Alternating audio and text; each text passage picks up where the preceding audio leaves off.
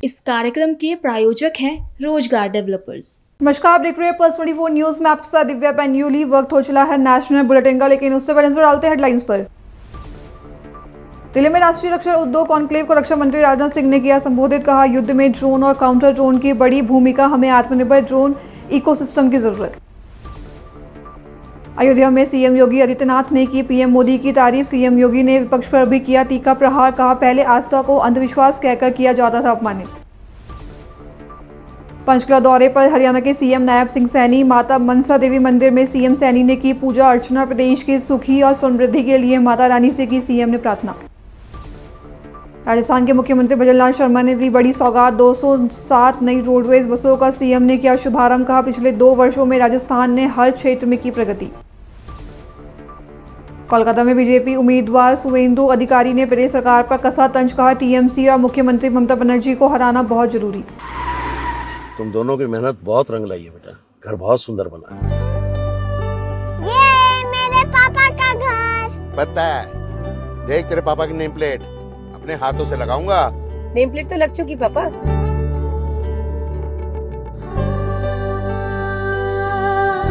असल मेहनत तो आपने किया पापा, मुझे इस काबिल बनाने के लिए। वो जिंदगी भर किराए के मकान में रहे, लेकिन तो आज ये घर मेरा नहीं, ये है मेरे पापा का घर।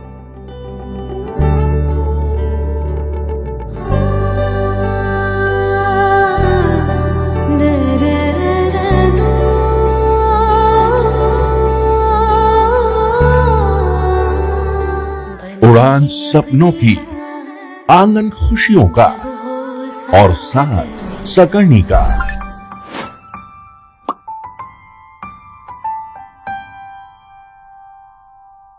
साठ वर्षों से आपके साथ मनोरंजन और संस्कार का संगम, जानवी मैगजीन। आइए अब देखते हैं खबरें विस्तार से। दिल्ली में राष्ट्रीय रक्षा उद्योग कॉन्क्लेव को रक्षा मंत्री राजनाथ सिंह ने संबोधित किया। राजनाथ सिंह ने कहा कि किसी भी देश के रक्षा औद्योगिक पारिस्थितिक तंत्र के निर्माण में जहां बड़े उद्योगों, एमएसएमई, स्टार्टअप और इनोवेटर्स की भूमिका होती है, वहीं देश की रक्षा जरूरतों के अनुसार सरकार की तरफ से स्पष्ट नीतिगत प्रोत्साहन भी एक भूमिका निभाता है। आज जब पूरी दुनिया रूस और यूक्रेन के साथ ईरान इजराइल के बीच चल रहे संघर्ष पर नजर रख रही है, हम स्पष्ट रूप से देख सकते हैं कि भविष्य के युद्ध में ड्रोन और काउंटर ड्रोन तकनीकी की बहुत बड़ी भूमिका है। जहां तक डिफेंस इंडस्ट्रियल इकोसिस्टम का प्रश्न है, मैं कहना चाहूंगा किसी भी देश के डिफेंस इंडस्ट्रियल इकोसिस्टम को बनाने में जहां पर बड़ी इंडस्ट्री, एमएसएमई, स्टार्टअप और इनोवेटर्स का हाथ होता है, वहीं सरकार की तरफ से देश की रक्षा जरूरतों के अनुसार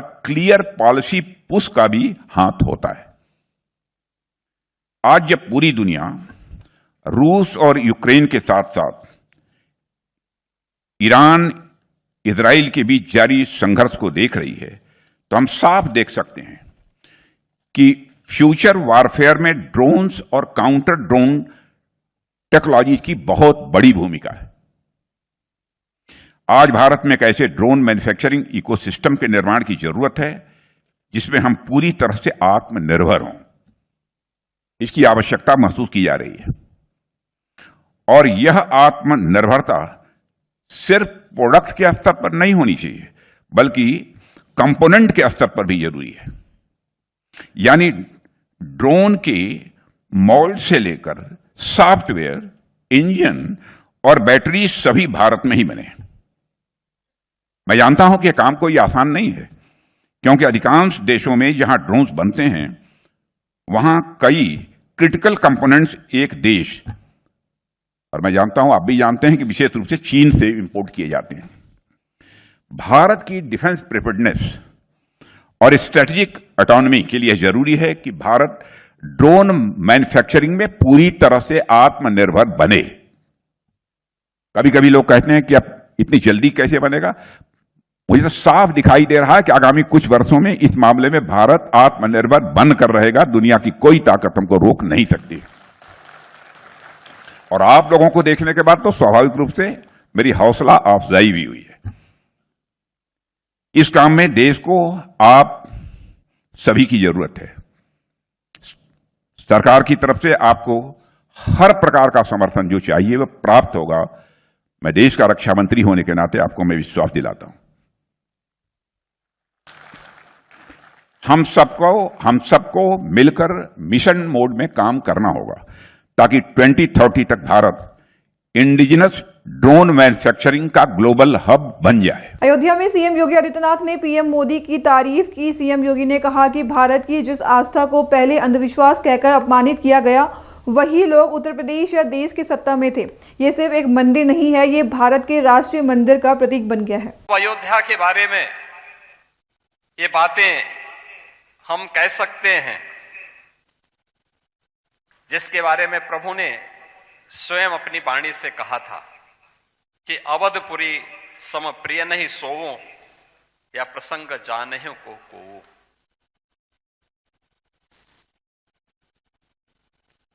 जन्म भूमि मम पुरी सहावनी, उत्तर दिशि वह सरयू पावने। आप सोचो, सरयू मैया तभी से इस पवित्र अयोध्या धाम को पवित्र करते हुए अपने निर्मल जल से इस पूरे क्षेत्र को आलोकित करती है। और आज सचमुच आदरणीय प्रधानमंत्री जी के यशस्वी मार्गदर्शन और नेतृत्व में श्री राम जन्मभूमि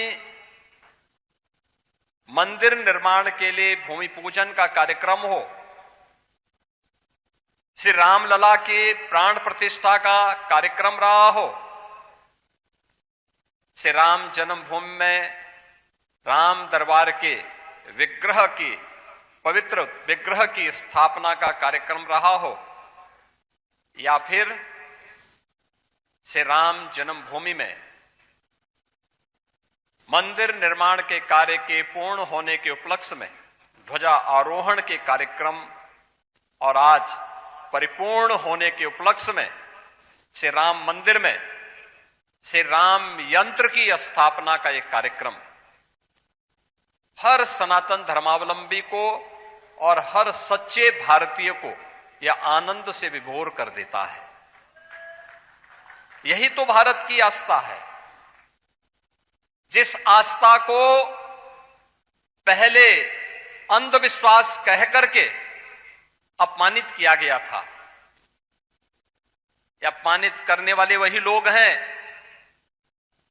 जो उत्तर प्रदेश या देश की सत्ता में रहते थे। अपनी सत्ता को बचाने के लिए वे नोएडा नहीं जाते थे। वह उनके लिए अंधविश्वास और रूढ़िवादी नहीं था,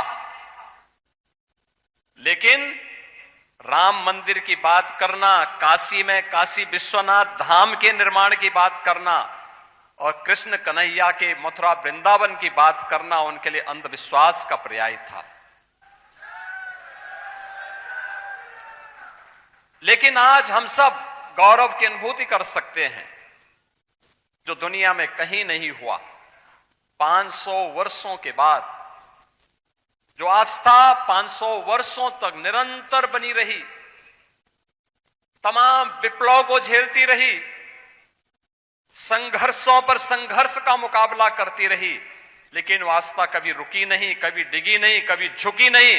वह संघर्ष, वह सत्ता किसी की भी रही हो, वह सत्ता के खिलाफ वह संघर्ष जो इस आस्था को अपमानित करती थी, उसके खिलाफ इस संघर्ष निरंतर जारी रहा। और अंततः वह दिन आ रहा है जब अयोध्या, आज का ये अयोध्या इस रूप में हम सबके सामने है। अयोध्या में राम मंदिर के निर्माण के बारे में जो बात यहां पर अभी पूज्य गोविंद देवगिरी जी महाराज ने कहा, ये केवल राम जन्मभूमि पर प्रभु श्री राम का भव्य मंदिर ही नहीं है, ये भारत के राष्ट्र मंदिर का एक प्रतीक बन गया है और राम राज्य की आधारशिला भी है। आज आपको हरियाणा के मुख्यमंत्री नायब सिंह सैनी ने चैत्र नवरात्रि के पहले दिन पंचकुला में माता मनसा देवी मंदिर में पूजा अर्चना कर आशीर्वाद प्राप्त किया, जिसके बाद सीएम सैनी ने कहा कि हमारे नए साल का पहला दिन है। मैं हरियाणा के सभी लोगों को अपनी शुभकामनाएं देना चाहता हूं। मां के चरणों में प्रार्थना करता हूं कि हमारा हरियाणा सुखी और समृद्ध रहे, सभी स्वस्थ रहें और हम आगे बढ़े।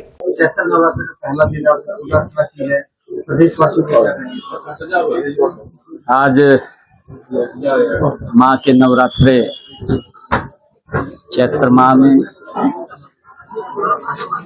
आज शुरू हुए हैं और आज नव वर्ष भी है। नव वर्ष का हमारा प्रथम ये दिन है। मैं माँ के नवरात्रों और हमारा नव वर्ष शुरू हुआ है। रामनवमी है, अष्टमी है। मैं सभी के पूरे प्रदेशवासियों को बहुत बहुत बधाई और शुभकामनाएं देता हूं। माँ के चरणों में मैं यही प्रार्थना करता हूं कि हमारा हरियाणा प्रदेश खुशहाल और आगे बढ़े, हर व्यक्ति स्वस्थ हो, आगे बढ़े, ऐसी मैं माँ के चरणों में प्रार्थना करता हूँ। और सभी को माँ के नवरात्रों की बहुत बहुत बधाई और शुभकामनाएं देता हूँ, क्योंकि नवरात्रे हमारी संस्कृति, हमारे संस्कार और जब भी लोग माँ के यहाँ अपनी मन्नत लेकर के आते हैं तो माँ उनकी मन्नत को पूर्ण करती है। मैं सभी को बहुत बहुत बधाई और शुभकामनाएं देता हूँ। सर, कांग्रेस ने भी 4 पोस्टल और विधायकों को नोटिस दे दिया है। बुड्ढा साहब विधायकों के साथ राजभवन जाएंगे। यहाँ तो नोटिस न दो माँ के चरणों में आए हैं। कांग्रेस यहाँ न दुआ नोटिस। उत्तर भारत की 2 प्रसिद्ध शक्तिपीठ है, कालका देवी है सर, मां मनसा देवी है सर। इनकी डेवलपमेंट को लेकर आगे विश्व के मानचित्र के साथ इनको जोड़ने के लिए क्या कुछ प्रयास है आगे आने? नहीं, देखिए, क्योंकि हमारा माता मनसा देवी श्राइन बोर्ड और कालका माता मंदिर, माँ चंडी माता, ये सभी श्राइन बोर्ड के अंदर आते हैं और इनके डेवलपमेंट के लिए लगातार कार्य चलते रहते हैं। यहाँ पर भी चाहे महाविद्यालय बनाने की बात हो, आयुष, और उसके बाद यहाँ स्कूल बनाने की बात हो, यहाँ माता मनसा देवी कॉरिडोर बनाने की बात हो, और इसी प्रकार हमारे कालका माता जो मंदिर है उसके जीर्णोद्धार की बात हो, माता चंडी के मंदिर के वहाँ जीर्णोद्धार की बात हो, लगातार। क्योंकि मैंने कहा है कि हमारी संस्कृति, हमारे संस्कार और लोगों की एक बड़ी श्रद्धा, क्योंकि बड़ी श्रद्धा से लोग इन पवित्र स्थलों पर अपनी मन्नतें पूरी जिनकी होती हैं और जो मन्नतें लेकर के जाते हैं, वो ऐसी सिद्ध पीठ आज माँ के नवरात्रे हैं। मैं सभी को बहुत बहुत बधाई और शुभकामनाएं। राजस्थान के मुख्यमंत्री भजनलाल शर्मा ने जयपुर के अजमेर रोड स्थित हीरापुरा बस टर्मिनल पर 207 नई रोडवेज बसों का उद्घाटन किया, जिसके बाद सीएम ने कहा कि सबसे पहले मैं राजस्थान के 80 लाख लोगों को राजस्थान स्थापना दिवस की बहुत बहुत शुभकामनाएं देना चाहता हूं। साथ ही मैं हिंदू वर्ष की भी शुभकामनाएं देता हूं। विधानसभा में हमने निर्णय लिया कि क्षेत्रफल के हिसाब से देश का सबसे बड़ा राज्य राजस्थान चैत्र शुक्ल प्रतिभा को रेवती नक्षत्र और इंद्र योग के संयोग में अपना स्थापना दिवस मनाएगा। यही कारण है कि हमने चैत्र शुक्ल प्रतिभा को राजस्थान स्थापना दिवस मनाने का फैसला किया। इस अवसर पर मैं राजस्थान के लोगों को आश्वस्त करना चाहता हूं कि हमारी सरकार राजस्थान को एक बेहतर स्थान बनाने के लिए अथक प्रयास कर रही है। जैसे कि आप देख सकते हैं, पिछले 2 वर्षों में राजस्थान ने हर क्षेत्र में प्रगति की है। देखिए, सबसे पहले तो मैं आपके माध्यम से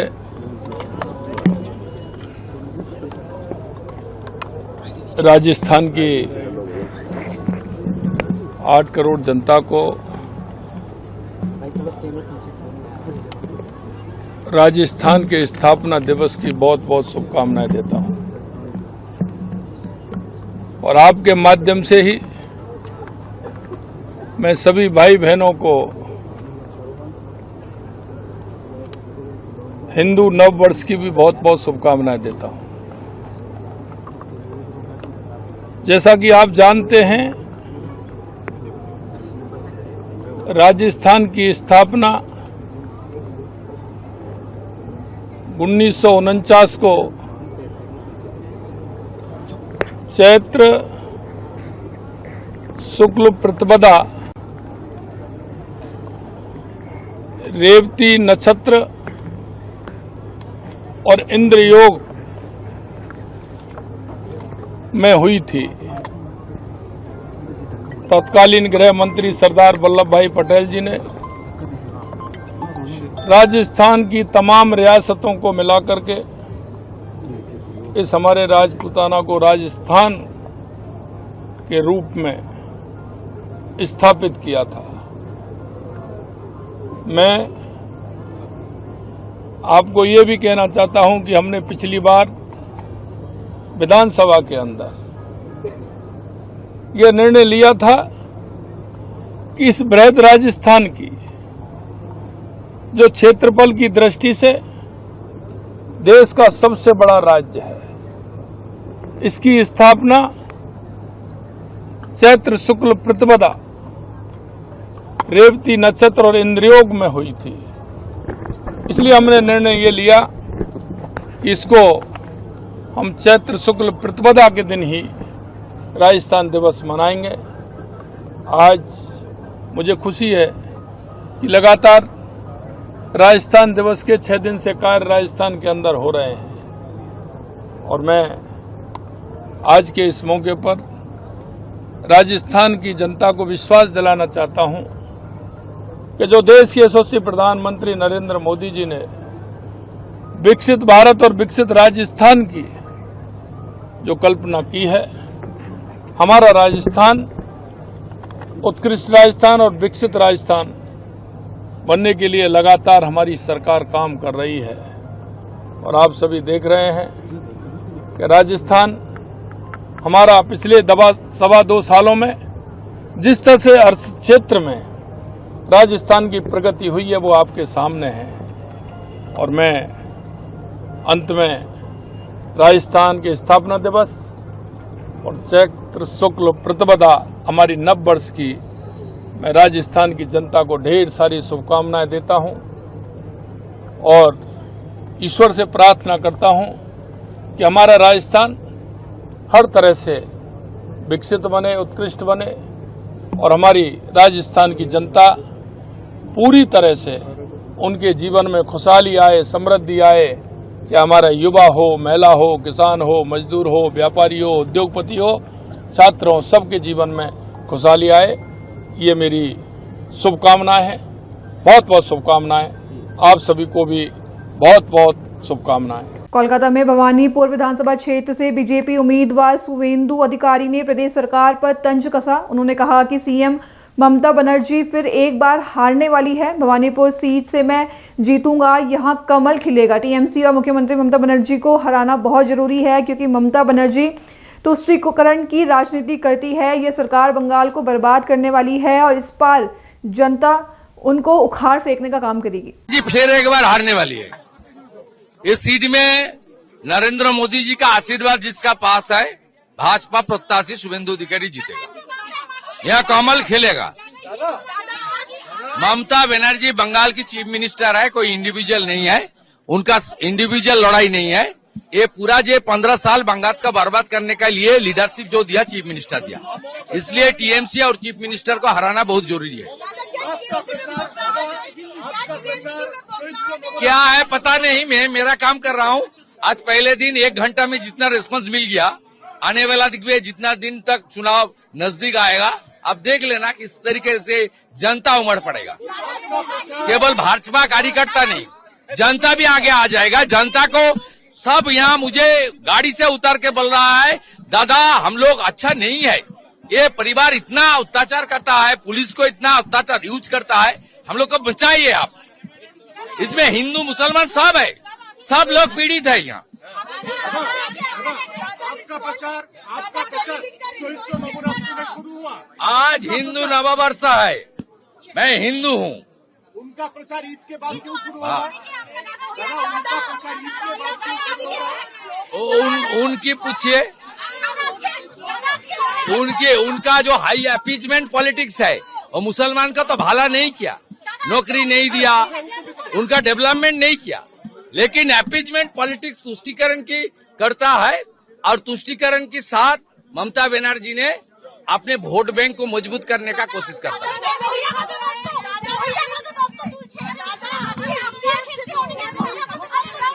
যারা দেশের প্রধানমন্ত্রীকে বহিরাগত বলে তারা শুভেন্দু অধিকারীকে বহিরাগত বলবে, এটা স্বাভাবিক। তা আমার বাড়ির লোক স্বাধীনতা সংগ্রামী ছিলেন, ব্রিটিশের জেলে ছিলেন, লেট বিপিন অধিকারী। আমার সার্টিফিকেট এই ছিন্নমূল তোলামূলকে দিতে হবে না।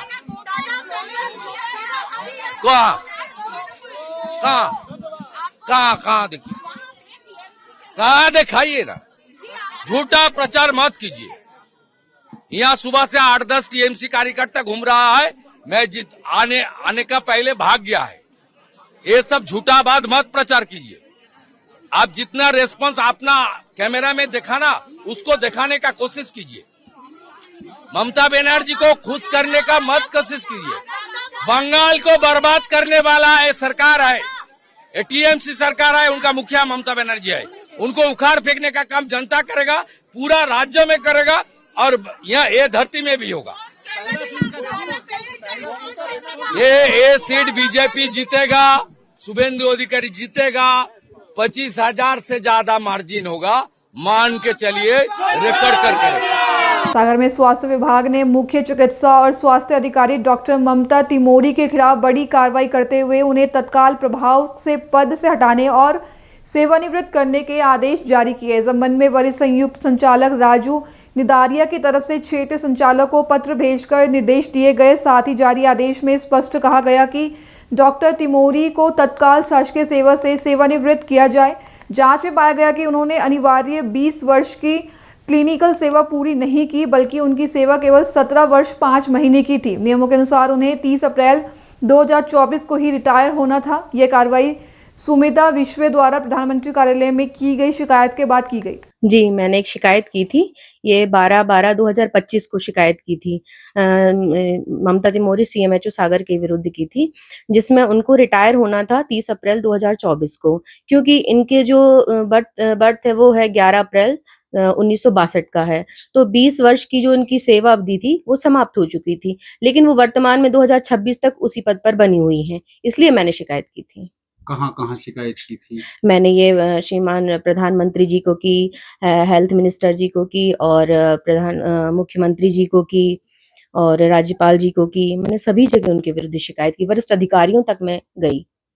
कितने समय बाद इसका रिप्लाई आपके पास आया? ये मैंने अभी 2000 रिसेंटली ही की है, 2025 में ही की है, और ये अभी 3 महीने में ही इसका रिजल्ट आ गया, क्योंकि नियम अनुसार वो उसका दुरुपयोग कर रही थी, क्योंकि उनको इनकी जानकारी थी, क्योंकि सिविल सेवा आचरण अधिनियम 1965-66 के अनुसार ये है कि आप किसी चीज को छिपा नहीं सकते, कोई गलत कार्य नहीं कर सकते अपनी सेवा देते हुए।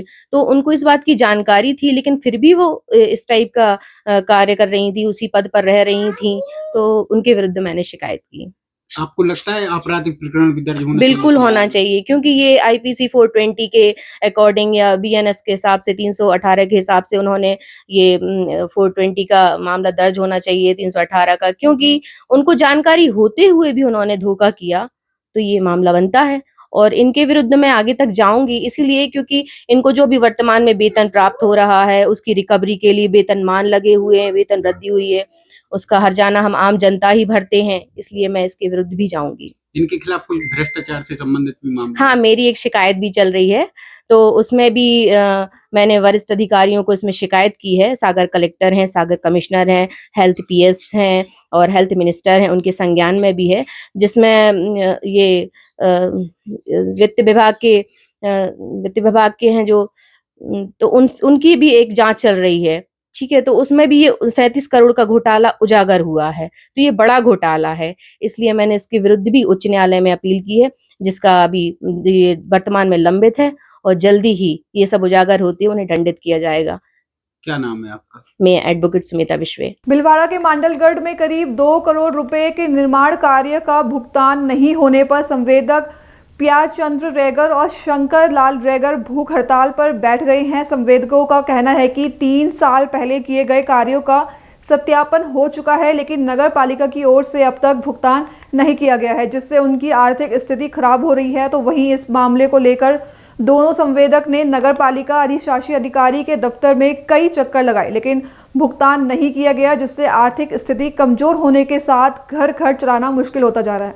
नगर पालिका मंडलगढ़ में मैं निर्माण कॉन्ट्रैक्ट किया था, जिसमें 3 साल पहले मैं निर्माण किया, जिसका आज दिन तक भुगतान नहीं किया गया है।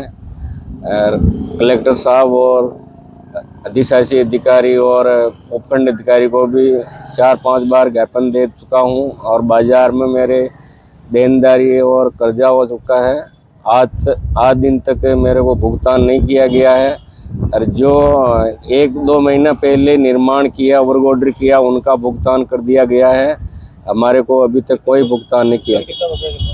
बकाया 2 करोड़ रुपए बकाया चल रहा है, तो आज दिन तक कोई भुगतान नहीं किया गया है और हम कर्जा से बहुत परेशान हैं। तो हमारा पैसा दिलवाने की आज यहाँ पे कैसे बैठे हो? यहाँ हम भूख हड़ताल कर रहे हैं कि पैसा दिलाने की कार्रवाई करने के लिए। ये पालिका के ठेकेदार हैं प्यारचंद जी लेकर। इन्होंने 2020, 21, 22 के समय कोई काम किया था, उसका संबंधित भुगतान है इनका, क्योंकि ये समयावधि बाद में 2 साल 3 साल व्यतीत हो चुके हैं। ऐसे में इनकी जो कार्य है उसके लिए मैंने कनिष्ठ अभियंता को भी लिखा है कि भाई उनकी जो आज ही भौतिक सत्यापन करते हुए उसका प्रपोज करें। जैसे ही वो रिपोर्ट प्राप्त होती है, हमें अकाउंट्स की रिपोर्ट लेने के बाद में भुगतान कार्रवाई कर दी जाएगी। कितना भुगतान बकाया चलता है? इनका लगभग भुगतान, जैसा कि मुझे जहाँ तक ध्यान है, लगभग 70 से 80 लाख रुपए का भुगतान है।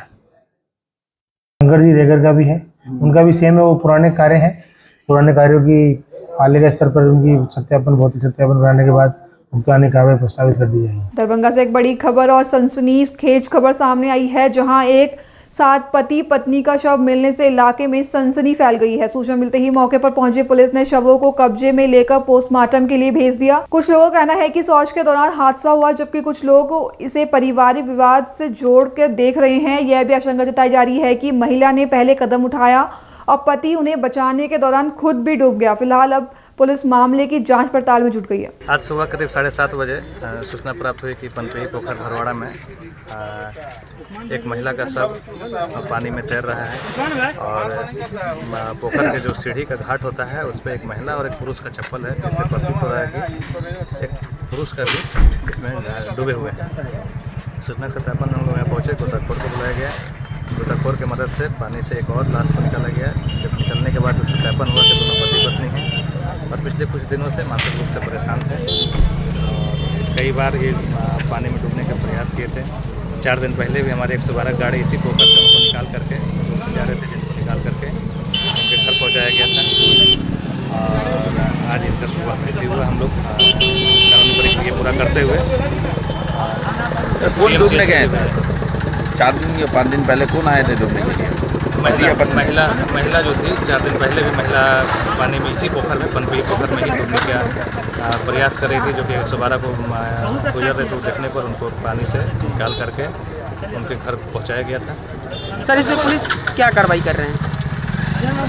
इनका सबको पोस्टमार्टम के लिए DMCH क्षेत्र भेजा गया है और आगे का विदेश में कार्रवाई किया जाएगा। नाम पता चला है?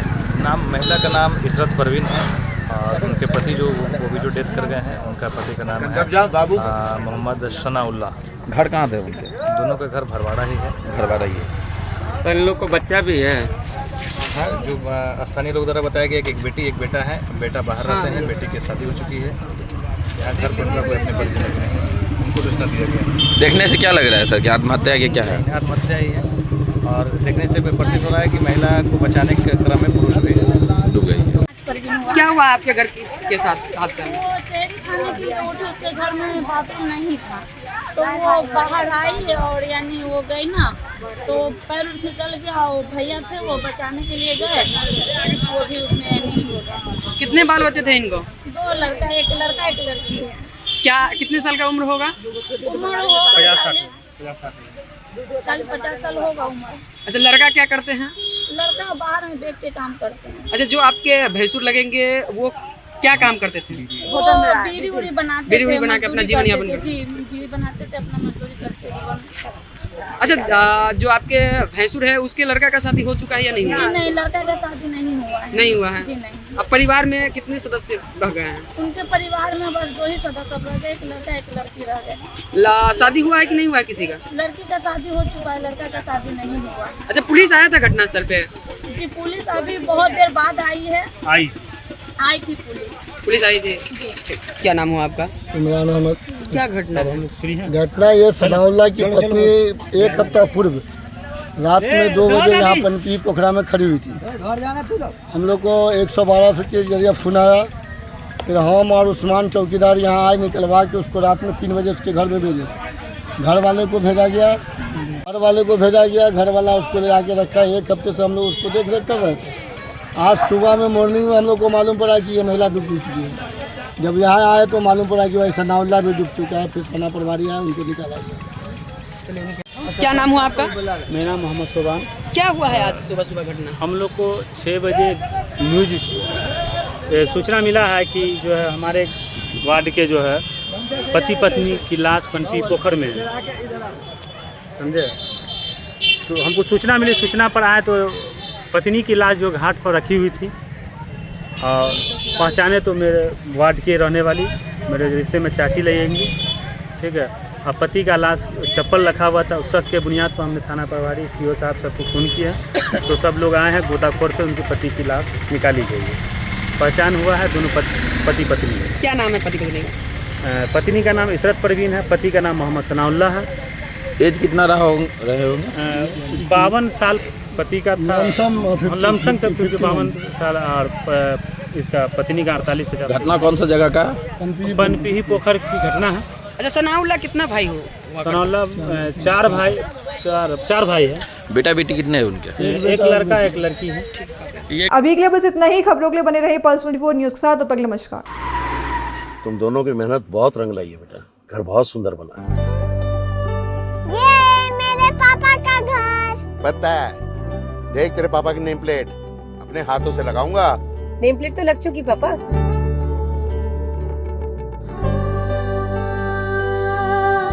असल मेहनत तो आपने की है पापा, मुझे इस काबिल बनाने के लिए।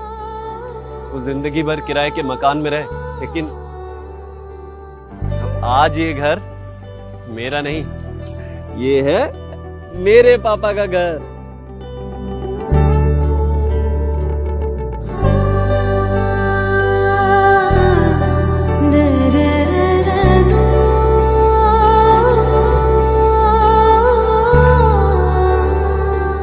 उड़ान सपनों की, आंगन खुशियों का, और साथ सकर्णी का।